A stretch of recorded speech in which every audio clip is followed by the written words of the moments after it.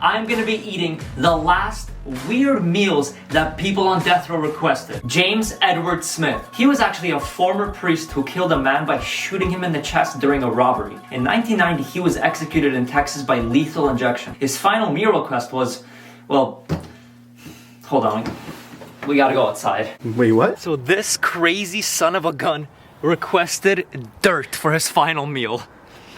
But Ew. the prison denied him and instead they gave him yogurt. Oh.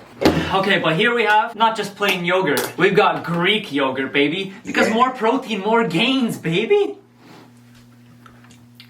I mean, for a final meal, I don't know, man. This is not my final meal.